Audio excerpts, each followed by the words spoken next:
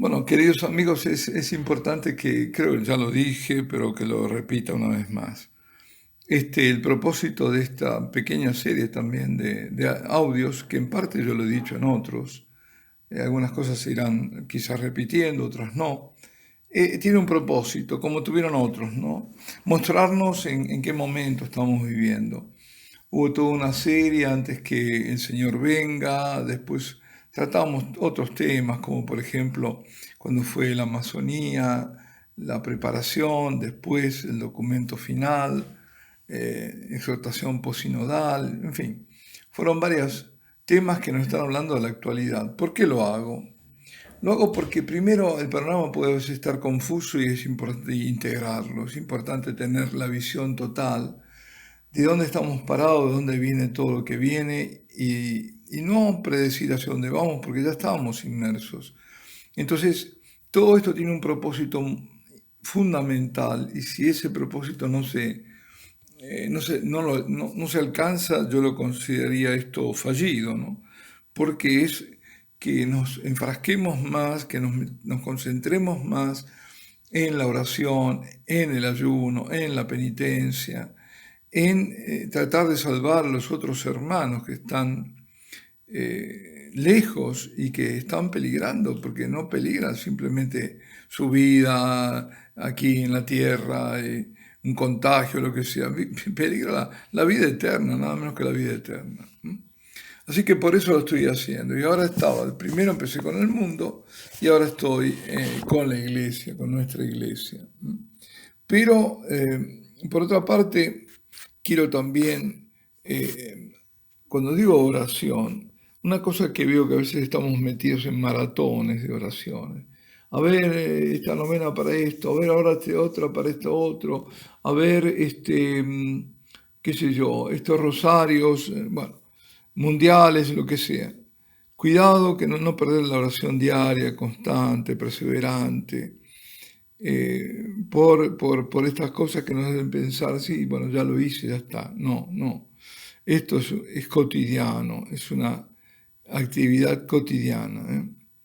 Y tampoco entrar a ver, porque es una inflación de videntes que son falsos en la grandísima mayoría, con falsos mensajes, y que, bueno, y todo, si será verdad esto y no, y este es y este otro no es, y esto que está diciendo, y cuándo va a ocurrir, y qué va a ocurrir, y que ahora en octubre, y que ahora qué sé yo, bueno. Yo di alguna indicación, pero nada más, no hay que seguir. Basta, sabemos qué más si estamos viviendo lo que estamos viviendo. La Virgen nos viene alertando. Acordémonos lo de Quivejo, cuando vimos vimos esas apariciones en María la Eucaristía al final de los tiempos. En Quivejo la Virgen dijo lo que iba a pasar y no se la escuchó, se lo escuchó poco. Y después que hubo una terrible matanza, bueno, ocurrió lo que ya ella iba diciendo y iba tratando de evitar. Entonces, todo esto ya está ocurriendo. ¿eh? Yo cuando hablé, por ejemplo, eso que pasé sobre el satanismo, me dijeron, bueno, han visto otras cosas que ahondase. No, mi propósito era solamente mostrarlo para decir esto está ocurriendo, esto es gravísimo, pero no sigamos sobre esa misma veta, ya basta, con saberlo basta, porque tenemos que tomar conciencia, ese es el propósito de todo esto, tomar conciencia. Entonces, en esta misma línea sigo estos pequeña serie, creo que será, de audios sobre lo que está ocurriendo, qué estamos viviendo y dónde viene lo que estamos viviendo. Entonces, estamos hablando del modernismo, estamos hablando de cómo se infiltró con la excusa del espíritu de concilio, se hizo toda una reforma también en bueno, que la aprobaron por otra parte, hay que decirlo, ¿no? Litúrgica, y fue cuando además se empezaron a quitar del centro el, el- el sagrario, ponerlo a un costado, se quitó la Virgen, se desnudaron los altares, la Virgen, todos los santos. Bueno, fue una tremenda protestantización, ¿no? Y todavía tienen consecuencias. Los que fueron formados en esos tiempos siguen con todos estos errores metidos, ¿no?, que los han volcado a los demás. Y también hubo gestos, hubo iniciativas equívocas, incluso el encuentro, por ejemplo, de Asís del 1986 con todas las religiones, de un papa tan grande que tanto le debemos, como Juan Pablo II, del cual no se puede dudar su santidad, pues eso no fue acertado, no lo digo yo, lo dice el tiempo. Lo hemos visto cómo se han aferrado de eso los progresistas para algo que seguramente fue hecho con muy buena intención, ese encuentro de todas las religiones, pero también hay que decir que en ese encuentro hubo animistas con sus ritos en las iglesias de Asís, seguramente no sabido por el Papa. Hasta hubo un Buda sobre un sagrario. Si bien no podemos dudar de la buena intención, fue un error. Incluso me hacían notar que la propia Virgen, en los mensajes del Padre Gobi, contemporáneo a ese momento, la Virgen que dice el Padre Gobi en sus locuciones que ese es su Papa, como también lo ha dicho en Medjugorje, dice que eso no está bien. Ahí la Virgen dijo, no, esto no. Se opone, es decir, no. Fue un grave error. Que algunos cardenales, como el cardenal famoso, cardenal Giacomo Biffi, que fue arzobispo de Bolonia, y también el mismo Ratzinger, no estuvieron de acuerdo. Lástima que después, pasando los años, 25 años más tarde, ya como Papa, le permitiese el Papa Benedicto, y lo digo con todo el respeto y el amor por el Papa y toda la sumisión, ¿no?, se permitiese reeditar Asís, aunque fue con atenuantes. Pero, claro, eso desvía, es decir, hace pensar que está bien, porque ¿a qué lleva? Al indiferentismo religioso. Aunque no se quiera, aunque no sea el propósito, el mensaje es que todas las religiones pueden ser primero religiones de paz, lo cual no lo son, y segundo caminos, ¿no?, caminos para la paz. El único príncipe de la paz es Jesucristo.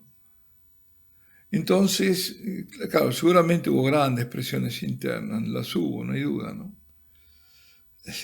Tan grandes han sido que lo obligaron después a renunciar, ¿no? Pero bueno.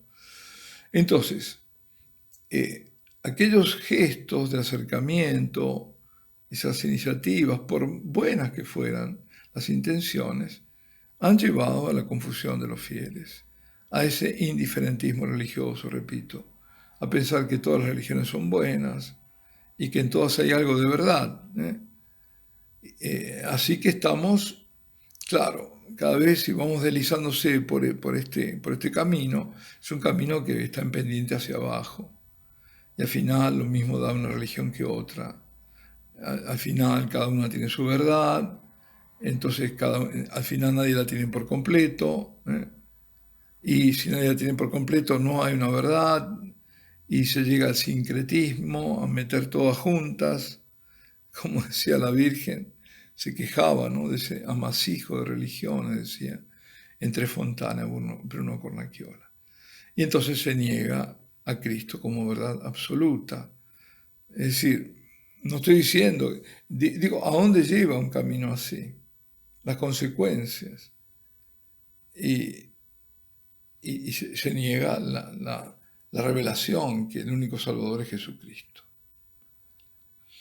Y sí, es cierto, el concilio, por eso decía, hay cosas que dijo, por ejemplo, que en otras culturas, en otras religiones, están las semillas del verbo. Pues esa fue una frase acuñada por un padre de la iglesia, por San Justino. Y esta es repetida en Lumen Gentium, en Ad Gentes, en Gaudium et Spes y en Nostra Aetate. Pero claro, la idea es que todo donde hay verdad conduce a Cristo. Esa es la idea. Pero que la mayoría entendió era la de utilizar todo lo bueno, lo verdadero, que pudiera haber en otras religiones para encauzarlo en una acción misionera. Sin embargo, todo se ha ido desvirtuando, dando vuelta, al punto de llegar a un sincretismo, un indiferentismo religioso, y al decir que entonces no tiene sentido hacer ninguna evangelización. En una religión vale la otra, es decir, y entonces ¿qué dice? No, lo importante es amarse, es respetarse, es la paz. ¿Eh? Pero ¿cómo va a ser lo importante amarse, respetarse y la paz si yo a Cristo lo dejo de lado, que es el único? Nosotros, es imposible los hombres que lo podemos lograr por nuestra buena voluntad, entre comillas. ¿Eh? Es decir, hay un solo Salvador, hay uno solo que me puede traer la paz, uno solo. Bueno, también lo que había pasado en Fátima, ¿no? Fue el 5 de mayo del 2004, donde, con la anuencia de las autoridades, en nada menos que la capeliña, que se la llama ahí el altar del mundo, ¿eh? Hubo hinduistas que hicieron su ritual y que ellos tomando a María como una diosa. Y claro, cuando después se lo llamó al orden desde Roma, ¿qué adujeron? Que era el espíritu de Asís, seguían el espíritu de Asís. Entonces, vemos cómo se van introduciendo estos errores y cómo se fueron en el cuerpo de la iglesia. Pese a grandes papas, pero que no pudieron luchar contra toda una marea que era gigantesca. Lo que pasa es que el Santo Padre Juan Pablo II tenía un peso muy grande. Entonces, aunque tenía batallas mediáticas, no podían contra él. La gente lo quería y lo seguía. Pero una personalidad más introvertida, como la de Benedicto, además el Papa Juan Pablo II tenía a Ratzinger, y Papa Ratzinger no tenía a nadie. Entonces, todo eso se iba gestando, viene ya estamos viendo, de Pío IX, de la época de más de 100 años, más de 100 años, donde hace eclosión. Hace eclosión en los años 60 y se va extendiendo a través del tiempo hasta llegar a nuestro día. Por eso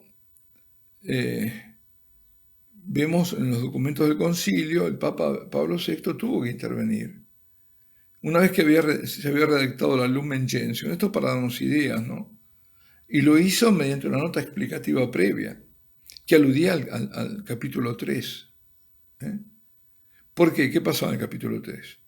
Había un texto ambiguo, y donde se pretendía relativizar el dogma de la infalibilidad, que había proclamado infalibilidad papal, bajo ciertas condiciones, claro. No siempre es infalible el Papa ni impecable, absolutamente no. Pero ciertas condiciones, digamos, cuando proclama una verdad de fe, desde ex cátedra solemnemente, es en ese caso infalible. Pues esto lo estaban minando, y esto ha sido proclamado, este dogma, por el Vaticano I, el Concilio Vaticano I.